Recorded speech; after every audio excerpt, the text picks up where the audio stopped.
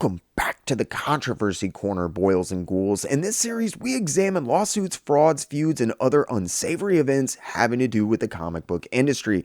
And this episode is a special one. Arthur Suydam was once one of comics' most promising and respected artists. After decades of working his way up the ranks from a teenage hire at DC by Joe Orlando and reaching underground prominence with his work in both Epic Illustrated and Heavy Metal, Arthur Suydam finally reached the pinnacle of the industry after his work on Marvel Zombies in 2006. While a number of things helped Suydam stand out on the stands at the time, his knack for contorting the images of some of comics' most famous covers into bizarrely twisted and humorously grotesque homages would both skyrocket him into stardom and be the eventual cause of his downfall as well. It wasn't long after the massive success of Marvel Zombies, which Suydam did with Walking Dead scribe Robert Kirkman during his own rise to superstardom, that Suydam began to seemingly self-immolate. Suydam regularly began being accused of a host of sordid deeds almost immediately following his rise to prominence after nearly 3 decades in the industry, mostly stemming from his liberal usage of elements and compositions from other people's work without proper accreditation. As a result, it would be less than 10 years later that Arthur Suydam was basically run out of the comic book industry proper by an angry mob of fellow industry professionals fed up with his ego and antics, and a growing number of disillusioned and angry former fans who had began to increasingly resent a number of things about the once prominent artist. One of the biggest names in modern comics for a brief time, finding out exactly what happened to Arthur Suydam, why he seems to have completely vanished from the public eye, and more importantly, why, was not easy. But tonight I present to you the full story of Arthur Suydam's troubled comic book career. So join me in this multi-part documentary series as we examine the surprising meteoric rise and eventual equally epic downfall of Arthur Suydam, the so-called Zombie King, and another tasty tidbit of tawdry industry trivia I like to call Arthur Suydam, the Controversy King. Remember, if you enjoy these videos, hit that like button. Think about getting in the comment section below and letting me know. If you really enjoy what you see, make sure you Hulk smash that subscribe button. If you feel like you're in a position to help the channel grow, think about using the links in the description below to sign up for my Patreon page. For as little as $3 a month, you get access to tons of exclusive behind-the-scenes updates, uncut interviews, early access to content. You can even get your name in the credits. You can also use the Ko-Fi link in the description to make donations towards specific goals or just tip the channel. And if that's not enough, you can even pick up your very own JerkComic shirts like the ones you see on the screen. But now, let's get into it.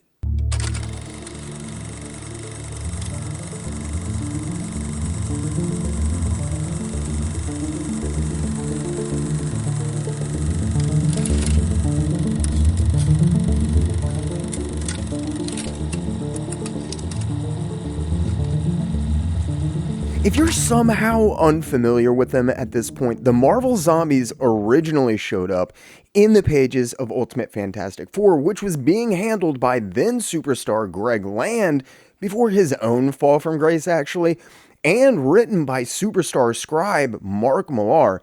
Despite Suydam's later claims that the publisher didn't know what they had on their hands when it was released, Marvel was actively putting together a pitch and creative team for an eponymous spin-off series set to star the Marvel Zombies, while Millar was still writing the original Fantastic Four arc that introduced them. This fact alone goes a long way in dispelling some of the absolutely grandiose claims that Arthur Suydam would soon make regarding the series. Regardless, Marvel eventually landed on Sean Phillips as the interior artist for the series, and they recruited none other than the one person in the comic industry I think actually deserves the moniker Zombie King, Robert Kirkman, to helm writing duties. Deciding that Kirkman and Phillips alone weren't enough, and that they needed a gimmick of some sort to sell the series, eventually they ended up recruiting none other than Arthur Suydam to employ his now legendary knowledge of anatomy and the human form to contribute fully painted covers for the series' zombified covers. But they didn't stop there. If it was worth doing, it was worth doing right, apparently, and believing that Suydam's paintings on their own still might not be enough to elicit interest in yet another series on the crowded shelves, Marvel commissioned Suydam to do a series of homages of famous Marvel covers from across the decades. This was done in an attempt to play on both the homage and nostalgia fads, which were just starting to really catch on with the collector's market at the time.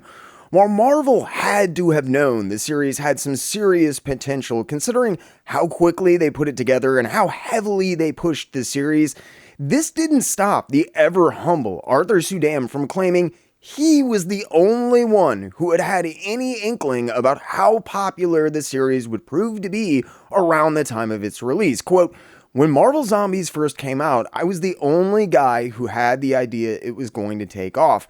Everybody at Marvel thought this is going to be one of those things that'll come out and no one will notice it. It's going to disappear. And as soon as I knew what the project was going to be, I thought this had the potential to be big because I knew what the fans wanted."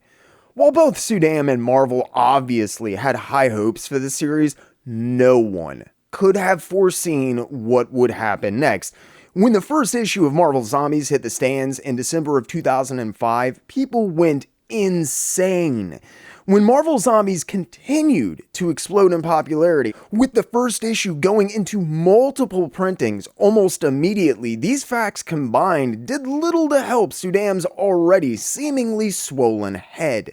Just as he had been quick to point out how he'd foreseen the inevitable success of the series, Suydam was eager to claim that his covers had been the sole reason that the series did so well, essentially completely ignoring both Robert Kirkman and Sean Phillips' contributions to the series, despite speaking highly of Kirkman and Phillips in other interviews when directly asked about them. Quote, "The covers are what attracted all the attention of the book and made everybody want to look and see what the project was."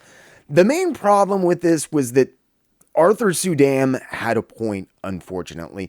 With the popularity of Marvel Zombies increasing as the series continued rather than diminishing, as is often the case, despite a disturbing lack of humility in the face of this sudden success, it did initially seem as though an entirely new chapter in Arthur Suydam's career was going to start for him more than 30 years after he entered the industry straight out of high school back in 1974. And it was. Just not one with a happy ending I think that Arthur Suydam was hoping for. While things started promisingly, and Marvel Zombies absolutely blew up, this unforeseen windfall in the form of Marvel covers would ultimately be the beginning of the end for Arthur Suydam, even if no one could have known it at the time. As much as it irks me to say this, Arthur Suydam wasn't entirely wrong about his covers being the big draw of the series. While Marvel Zombies have invariably stuck around because of the writing and story work of both Mark Millar and Robert Kirkman, as well as some great interiors by Sean Phillips and a few others, the big reason that Marvel Zombies proved to be such a cash cow for Marvel, especially when it was originally released, was the covers. Specifically, Arthur Suydam's painted covers. The first issue alone produced 4 variant covers, one for each successive printing that the issue went into. And for the record, I know there's a lot of second prints out there, but it had been a long time since I saw a book go into a 4th printing, to be honest. When it was initially released, there really wasn't much arguing that Marvel Zombies was a juggernaut, and that Arthur Suydam's covers were a big part of this. For a while, they were like printing money, to be honest. With Marvel never being ones to leave money laying around anyways, they didn't fail to capitalize on the success of the series, or Suydam's covers for that matter, and all told, the 5-issue series would produce an astonishing 9 fully painted cover A's by Arthur Suydam. The fact that all the covers were cover A's was kind of strange, actually. Interestingly, there weren't any ratio variants introduced for the Marvel Zombie series until much later. And I mean much, much later, as in after Suydam, Kirkman, and Phillips all departed from the innumerable sequels that have followed. While the fact that there weren't any ratio variants may lend some credence to Suydam's claims of Marvel not having complete faith in the series when it was initially launched, it just as easily could have been done in an effort to ensure people picked up every successive printing featuring Suydam's covers. It's difficult to tell which of these is more viable, and honestly, it could just as easily have been a combination of both factors as well. While there's no telling precisely why Marvel didn't commission ratio variants by Arthur Suydam or other artists for the series, there's no question what they were asking Suydam for. Later in his career, I think you can cast a lot of dispersion on Suydam for his appropriation of images and compositions, but it is important to remember that at the time of Marvel Zombies, as per Marvel's request, each cover was an homage or parody, as Suydam's often called them, of a famous Marvel cover from the past featuring zombified versions of the characters painted in place of the originals and usually some humorous spin on the original. By definition, what Suydam was being tasked with doing was derivative at best, but it was what Marvel wanted. It's what Marvel asked for. Suydam seems to have absolutely have had no hand in even the concept of the images being inspired by other covers. Otherwise, I'm sure he would have bragged about it. I mean, talked about it in an interview, at least. Marvel was simply going with what was selling, and with the increasingly nostalgic collector's market that was emerging at the time, Suydam's Marvel Zombies seems to have created something of a perfect storm. New collectors and readers entering the market had missed the speculators bubble of the 1990s, weren't inordinately familiar with a lot of the older Marvel stuff out there besides these iconic covers, to be honest, and they loved their variant covers, and specifically homages anyway. While homages and variants were popular, no one could have seen the runaway success of Marvel Zombies coming. Well, besides Arthur Suydam, obviously. As the months ticked by and Marvel requested more and more covers, Suydam literally resorted to emailing his friends to ask them what their favorite classic Marvel covers were so that he could use the images.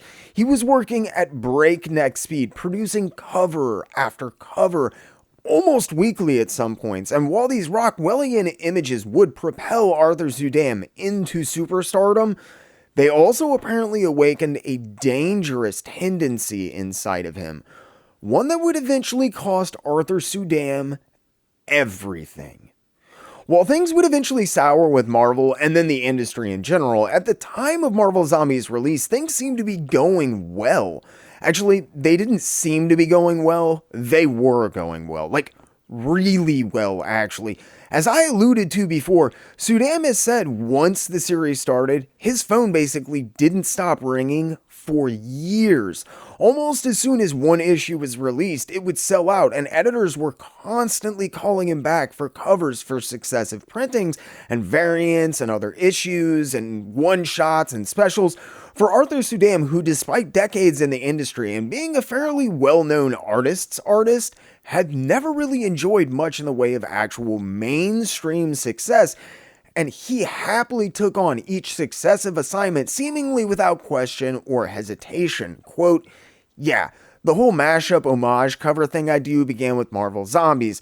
I was told that fans were collecting the books for the covers, purchasing 5 copies of the same book just to get the new covers. Because these series were big hits, editors kept calling me to work on their other series. I recall one particular meeting when one editor who'd been soliciting me for a year to work on his line of books blew up because I couldn't work on his books because all my time was already contracted with the Marvel Zombies series, which kept selling out every couple of days, mandating new covers for the second, third, and fourth printings, and so on. There were a lot of months where I had very little sleep during those days." And again, as irksome as it might be to admit today, he wasn't lying.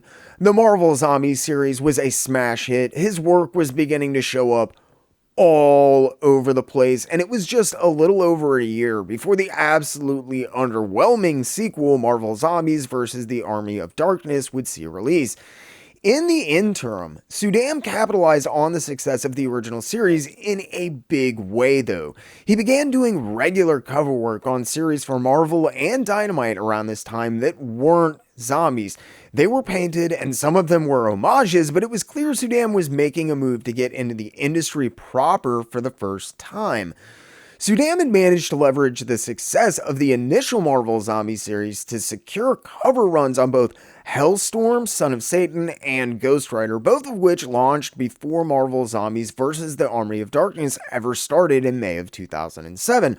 Also of note, there were no Suydam ratio variants, or ratio variants at all for that matter, on the Marvel Zombies series or the initial follow-up Marvel Zombies vs. the Army of Darkness.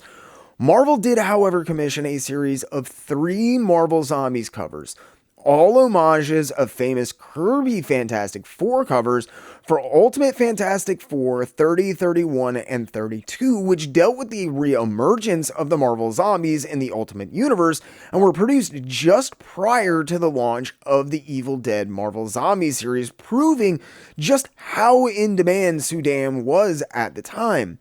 Whether these Ultimate Fantastic Four variants didn't garner the attention that Marvel had hoped for, or for some unknown reason, it seems like they were a testing ground, and these would be some of only a handful of ratio variants ever done by Arthur Suydam for the company during his nearly decade of employment there.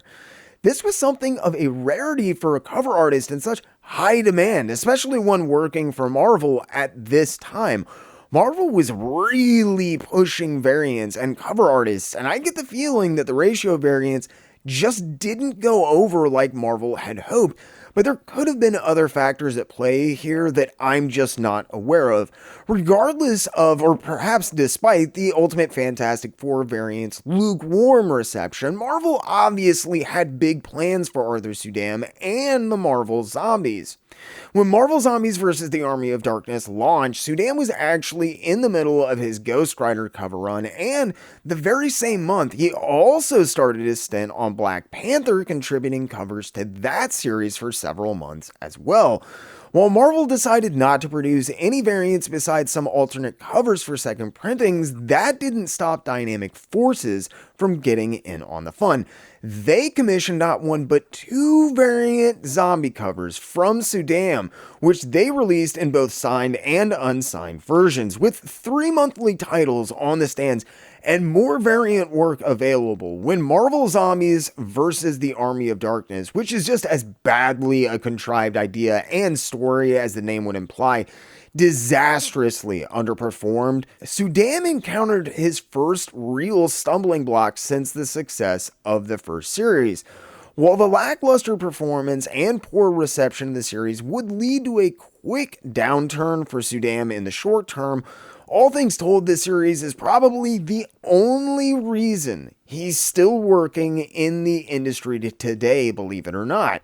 While he'd done a single cover for Savage Tales 5 a few months prior to the release of Marvel Zombies vs. the Army of Darkness, I'm willing to bet money that the aforementioned series is how Suydam was first introduced to Dynamite Comics. Dynamite would shortly become an extremely important player in Suydam's world from this point in our story out. Despite his insane schedule at the time, Suydam did a series of 4 covers for Dynamite's obviously derivative Raise the Dead series, and this seems to have started a partnership that almost unbelievably has survived to this day almost 15 years later. Despite the disappointment of Marvel Zombies vs. the Army of Darkness, all this great stuff was happening for Suydam. He was doing a number of monthly titles employed by several publishers at the same time, and had begun making innumerable convention appearances just after the success of Marvel Zombies, where he was making money hand over fist. While a lot of artists actually make a good chunk of their living from appearances and commissions, in artists' cases especially, Suydam was especially entrenched in the sale of prints. For whatever reason, Suydam has never been big on selling books, which I've never quite figured out. And while he often said that he, quote, wasn't charging for autographs, he would only sign stuff if you bought one of his signed prints in a lot of cases. Ironically, it seems like Suydam's fixation on these prints would prove to throw up the first warning flags about what was to follow in the coming years. Despite his growing name and success with fans, and especially new readers and novice collectors, there were apparently also troubles beginning to brew behind the scenes. While the homages that he was becoming so famous and synonymous for were commissioned by Marvel following his rise to prominence and a lot more people paying attention to him and his work, there was a disturbing trend that was uncovered in some of Suydam's compositions outside of the series. Many stipulated that perhaps the time and effort that he was able to save by liberally borrowing from other people's images and compositions, along with his obvious reliance on assembled pieces of reference, some of which was starting to actually get identified online, had become too tempting of an option to ignore. If you look at his work and even read interviews with him, Suydam was never shy about the fact he did a lot of homages in his work from the very beginning. If you know what you're looking for, you can pick Frazetta compositions out of Suydam's work almost immediately following the artist entering the industry. As time had passed, his plate had gotten more full, and it felt like people seemed to be enjoying and basically embracing this idea of liberally borrowing from other places and works, which seems to have emboldened Suydam, who regularly began relying on these habits when creating his work, even his notorious convention-only prints. Now, if I sound a tad bit dramatic, these prints, as much as anything else, contributed pretty heavily to Suydam's fall from grace in a few instances, and are one of the major things that fans, or more often former fans, bring up when talking about interactions with the artist. While they would eventually cause a few problems for him, the first instance that I could find of Suydam really getting called out for appropriating work without permission or acknowledgement was just prior to the release of Marvel Zombies vs. the Army of Darkness in October of 2006, when Bleeding Cool ran an article about a certain print Suydam happened to be selling at conventions. In the article, Bleeding Cool pointed out that it had clearly used a Bill Sienkiewicz Superman painting as the reference, and I use that term rather loosely when you compare the two images, but despite this obvious use of Sienkiewicz's art, Suydam hadn't bothered to ask or even credit him for it.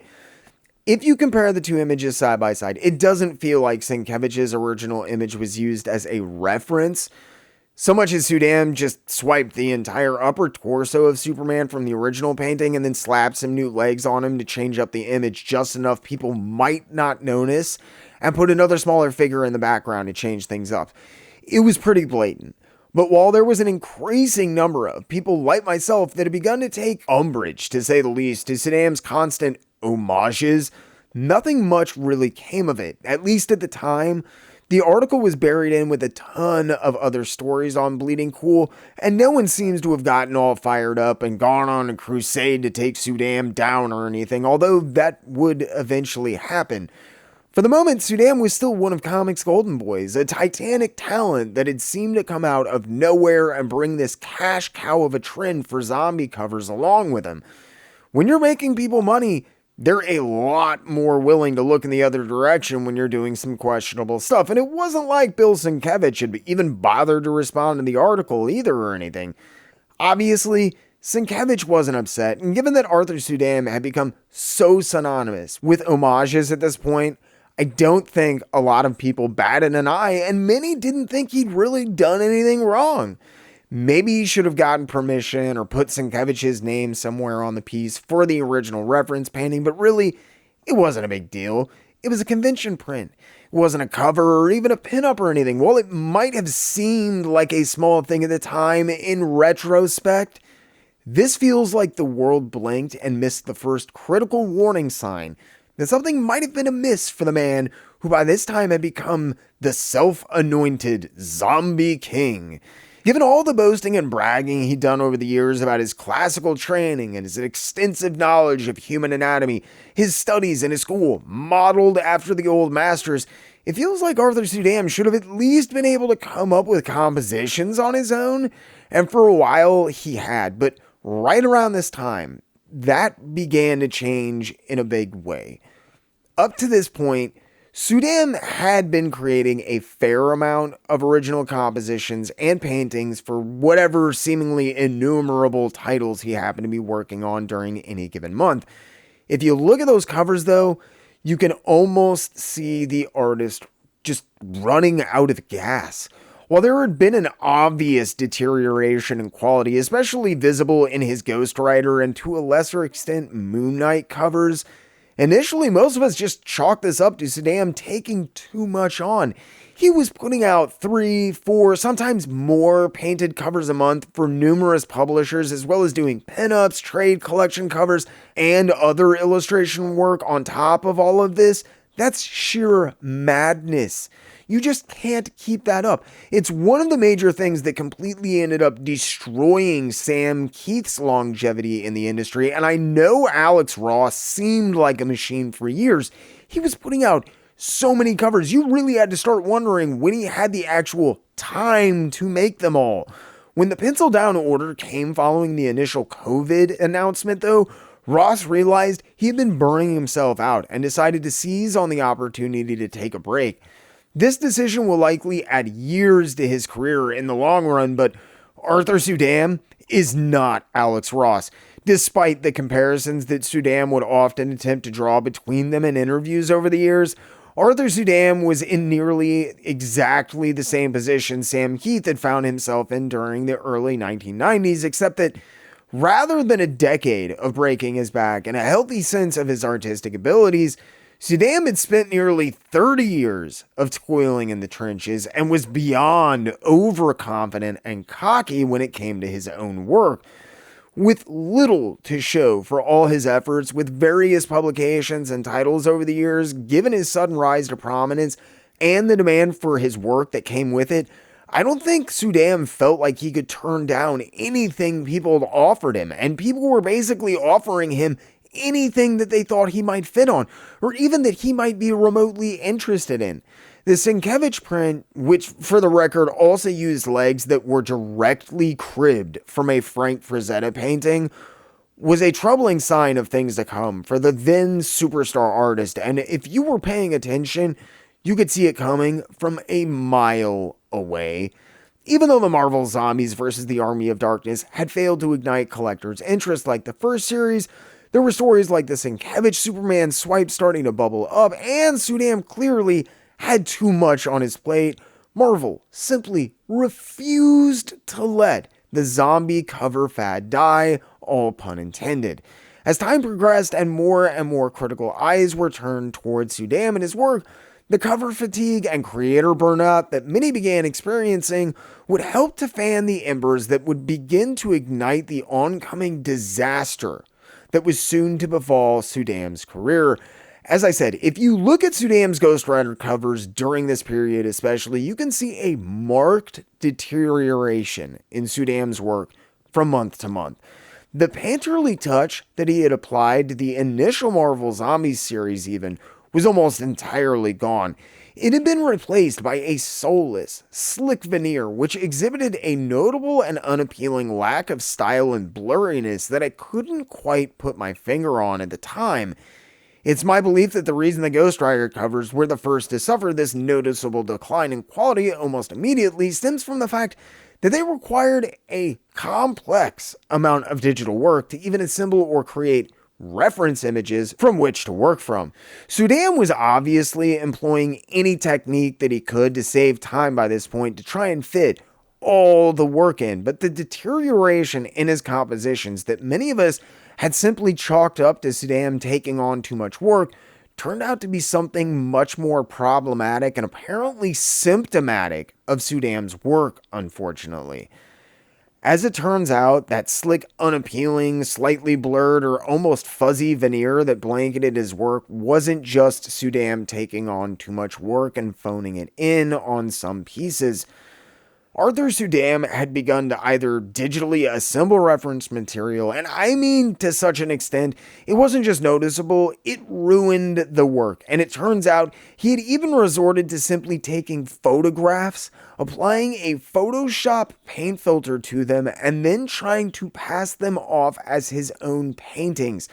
While most people missed the Bill Sienkiewicz print story and the world kept spinning, there was a storm on the horizon, and this time there was going to be no outrunning it for Arthur Suydam. Going into 2008, Suydam was still producing 3, sometimes 4 painted covers a month. He was also taking on new series, including The Incredible Hercules and Moon Knight, which I mentioned for Marvel, as well as an on-again, off-again stint on Dynamite Savage Tales, which he would eventually contribute 5 covers for the series, which only lasted 10 issues.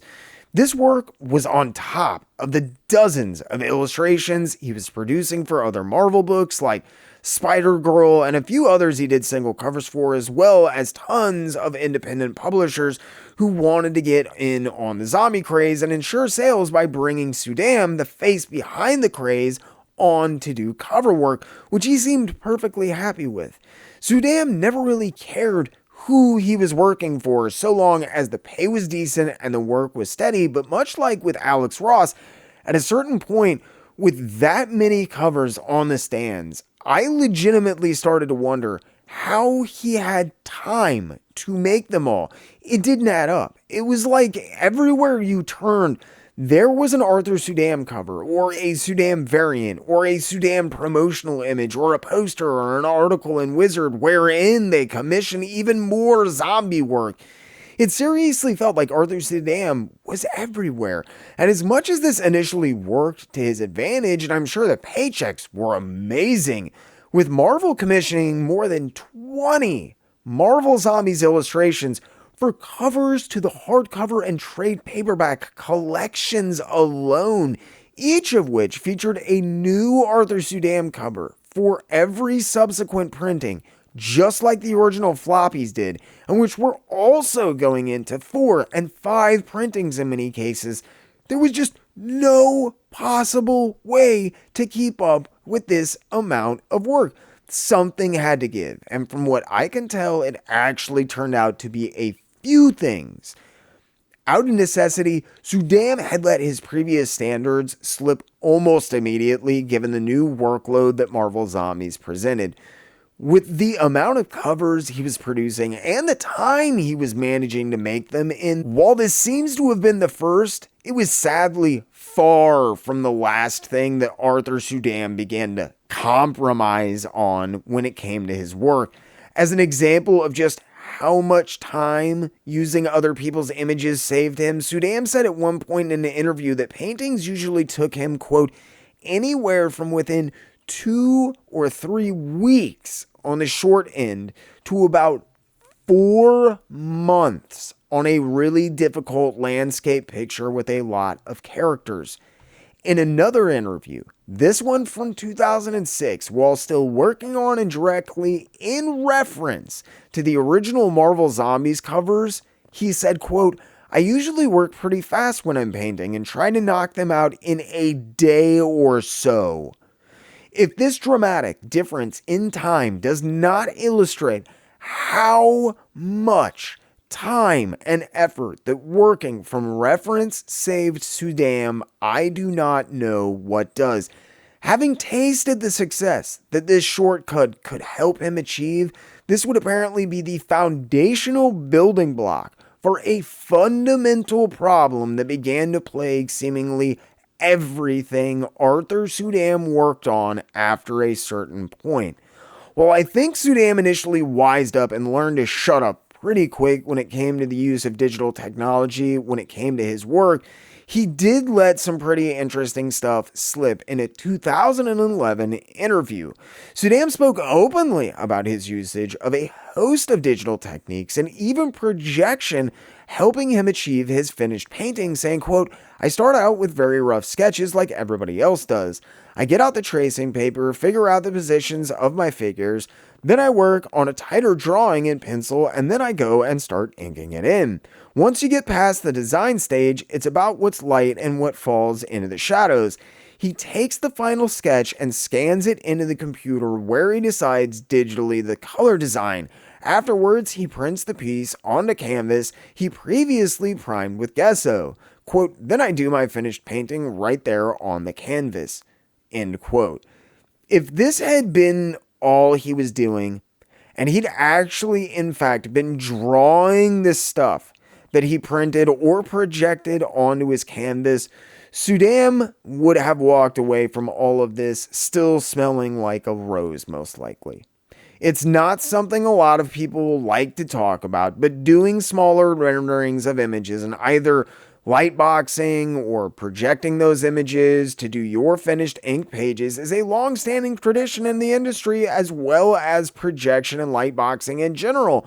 But you have to be drawing the stuff you're projecting and tracing. That was not the case with Arthur Suydam by this point. With the fact that Arthur Suydam digitally creates art in mind, if you look at much of his later work, it starts to simply fall apart. It's not difficult to start seeing the different layers he used in Photoshop in a lot of cases. Despite these numerous images where you can plainly see where two different reference images have been lazily combined in Photoshop and then painted over in an attempt to conceal this fact, Suydam was given a cover run on Wolverine and did his first work on the Dynamite Evil Dead series proper throughout 2008 as well. This work had all been arranged months prior though, because when Marvel Zombies 2 hit in December of 2007, a little under 2 years after the original, it seemed like people had finally had enough.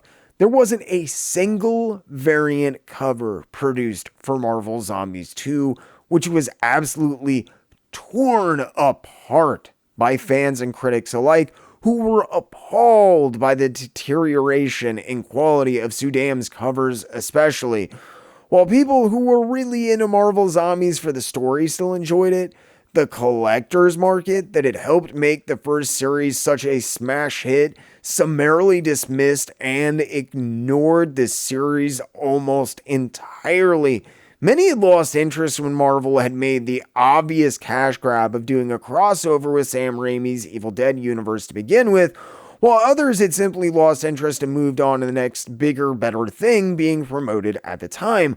Almost overnight, Suydam's numerous guest appearances as a cover artist on titles which now had nothing to do with zombies, like Thor, where he notably contributed a zombie and non-zombie version of the same cover for the same issue for the first time, began to dry up almost overnight, and the worst was yet to come. In a matter of months, following almost 2 years of being one of the most highly sought after and paid cover artists in the industry, Suydam was back to working on projects like Dean Koontz's Frankenstein, Prodigal Son for Dable Brothers Productions, and the Mammoth Book of Horror Comics by Running Press Books Publishers. At the time, he was finishing up his stint on Wolverine, Ghost Rider, and the last book Marvel had given him, Hercules, which had obviously all been commissioned while he was still on top of the sales charts. Following these covers failing to ignite interest in readers or collectors, Marvel tried to use Suydam variants as incentives once or twice more, like with Fantastic Four 554, but with the lackluster sales on Marvel Zombies 2, along with the lukewarm reception that most of the work Suydam was putting out was receiving, it was clear that Suydam's time in the spotlight had quickly come and gone. The last real run of covers that Suydam worked on for Marvel was Ghost Rider, which ran until right around the middle of 2009. If you look at those Ghost Rider covers, it's not difficult to ascertain both why work was beginning to dry up for Suydam and the fact that he had become dependent on reference to draw to a crippling extent. While some people like Tim Bradstreet can get away with this considering he shoots all of his own photo references, makes sets, and designs costumes, Arthur Suydam was obviously becoming increasingly dependent on basically photo bashing reference images together. and poorly at that. A lot of his Moon Knight covers, which had wrapped up only a few months prior to all of this as well, were laughably bad for many of the same reasons. I spent time as a tattoo artist, and one of the first things I learned was that when someone brings in specific reference and they just want a certain thing about it changed, rather than redraw the entire thing, the quickest and easiest, and in many cases the best thing to do to please them is just to scan it in and make small modifications on the computer. This is exactly what Arthur Suydam was doing, and looking at some of the later Moon Knight covers, you can really tell. With his monthly covers failing to attract enough attention to excuse the cost of keeping him around, and even his zombie covers beginning to underperform as well, Marvel finally got the memo, and starting in 2009, there was a fundamental shift in how Arthur Suydam was perceived and treated in the industry. Following the drop in sales after the second sequel, Marvel had decided to go in a different direction with Marvel Zombies 3 and completely replaced the original creative team of Robert Kirkman, Sean Phillips, and most importantly, Arthur Suydam, who to this point had been the public face of the Marvel Zombies and the ensuing craze. While he was tasked with one ratio variant for the first issue of Marvel Zombies 3, Suydam was mostly doing stuff like his cover work for Freddy vs. Jason vs. Ash, which I think he only really got because it was a joint publication between Wildstorm and Dynamite, who he happened to be doing Vampirella the Second Coming covers for at the time as well. And as a side note, just because I found it utterly hilarious, if you're wondering who Marvel hand-selected to take over covers for Marvel Zombies following Arthur Suydam's departure, along with Robert Kirkman and Sean Phillips, it was none other than original Marvel Zombies and would-be famous pornographic image aficionado and tracer extraordinaire, Greg Land. While there's no denying how bad some of the Arthur Suydam Marvel Zombies covers were getting, if you want to see something just beyond hideous, check out this cover to Marvel Zombies 3, issue 4 by Greg Land, doing his absolutely best Arthur Suydam impression. It's truly one of the most god-awful covers I have ever seen. And to be brutally honest, there were some truly ghastly covers that I had to look at while researching this piece. But looking at this cover and knowing Marvel saw this as a step up from Arthur Suydam says a lot about how the publisher had begun to view Arthur Suydam. Well, Suydam explains his expansion outside of just Marvel Zombies and adjunct zombie covers for work following Marvel Zombies 2 as him simply finally taking time to work on other stuff. This is obviously untrue for the artist who would continue to ride the zombie fad for the following 2 decades whenever and however he could. Suydam seized on an offer that had been made to him some time before while he was still knee-deep in Marvel Zombies covers, though. It was in fact the series whose editor had gotten so bent out of shape that Suydam couldn't work on his title that I talked about in the quote earlier.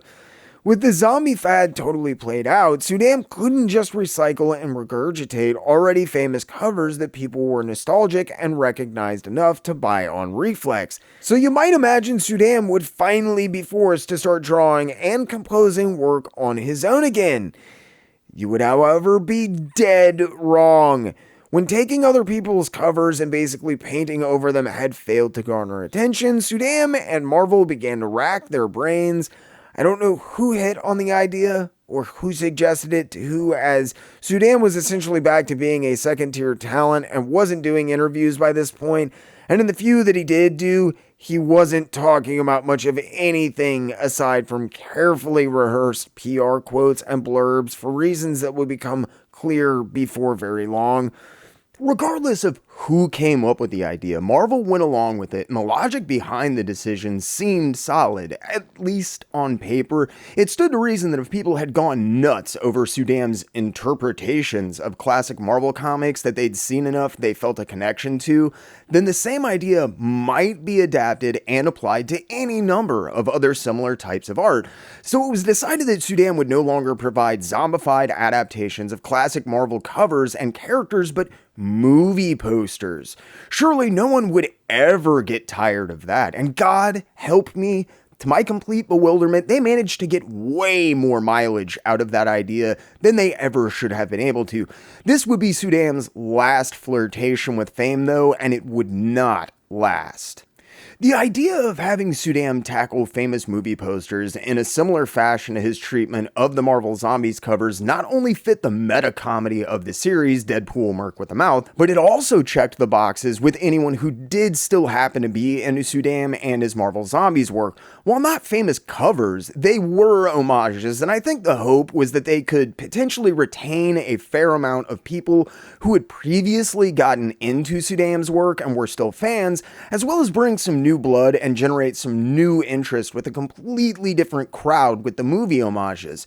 For all the flack that a lot of Marvel Zombies and other Marvel work in general was getting by Suydam at this time, Suydam's work for Merc with a Mouth actually went over fairly well with fans. Of the 22 covers created for the 13-issue miniseries, though, Suydam only did the 13A covers, whereas he'd handled all of the variants for Marvel Zombies only 3.5 years before. He didn't contribute a single alternate or variant cover for Merc with a Mouth. As a demonstration of how things had changed, there actually was a zombified variant done for Merc with a Mouth, but original Walking Dead artist Tony Moore had done it. Ed McGuinness, who was indescribably huge at the time, was the other big name called in for the only other actual variant produced for the series, with both variant covers to the second printings of issue 1 and 2 being interior art by Bong Dazo. Things had obviously changed for the self-proclaimed Zombie King. It didn't set the world on fire, but Merc with a Mouth did seem to indicate that there might still be a market for Suydam's work with die-hard fans, and I think a decent amount of people who had simply become accustomed to seeing his work and picking it up out of habit while looking for hot books.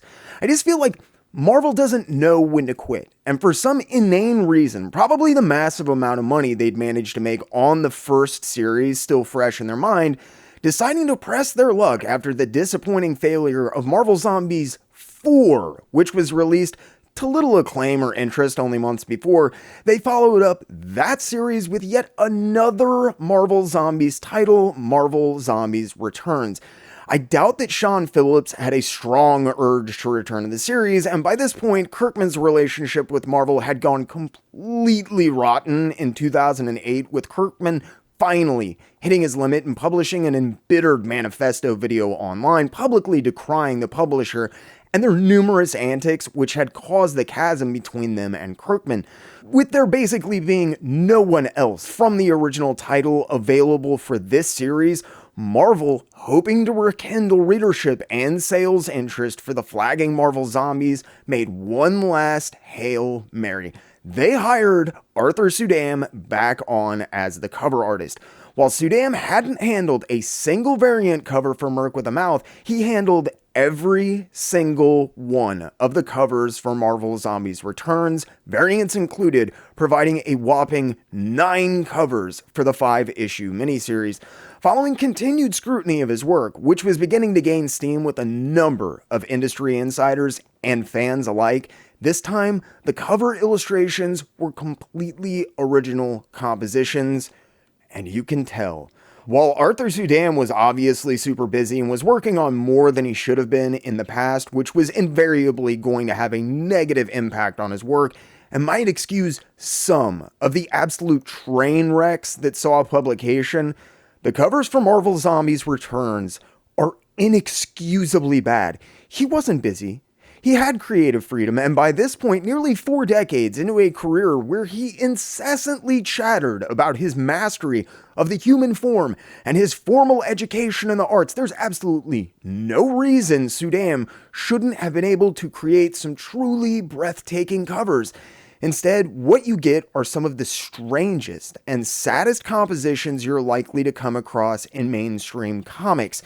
By 2009, Suydam's work didn't even vestigially resemble his work for titles in his heyday like Mudwog or Cholly and Flytrap, and instead looked pretty much like what it was: rushed digital hatchet jobs cobbled together from random sources wherever he could come across them, Frankenstein together to create some truly bizarre and absolutely off-putting illustrations. And if you feel like I'm being a bit harsh, it seems like I wasn't the only one who thought this. Thanks so much for sticking with me. I hope you all enjoyed, maybe even learned something. If you did enjoy what you saw, make sure you hit that like button. Think about getting in the comment section below and letting me know if you really enjoyed what you saw. Make sure you Hulk smash that subscribe button. If you do that, make sure you ding the little notification bell so you never miss another video or premiere. Again, if you feel like you're in a position to help the channel grow, think about using the link in the description below to sign up for my Patreon page. For as little as $3 a month, you get access to tons of behind the scenes posts, updates, exclusive content like uncut interviews, and you can even get your name in the credits. If you want to support the channel, if Patreon is not your thing, have no fear. You can finally sign up for membership right here on YouTube. Just hit the little join button and make sure to select the tier and the perks that fit you best. If that's not enough, you can also make one-time donations towards specific goals or just tip the channel using the Ko-Fi link in the description below. And you can even pick up your very own JerkComic shirts like the ones you see on the screen now. As always, this video was brought to you by the Jerk Broadcasting Service, as well as generous grants from the Patreon, Ko-Fi, and YouTube members you see on the screen now. I seriously want to thank every single one of you that supports the channel and helps make these videos possible, with a super special thanks to my loyal Wednesday warriors, Channel 10, Chasen, Clinton Salvini, and Mike Dolan. I really hope the quality and content is getting better, and I can't wait to see where this next year takes us with your continued support. Thank you again for helping this crazy dream of mine become a reality, and for sticking with me. I hope you all enjoyed, maybe even learned something, and as always, I really, truly, and honestly ask only two things: keep it in those local shops, and keep reading comics.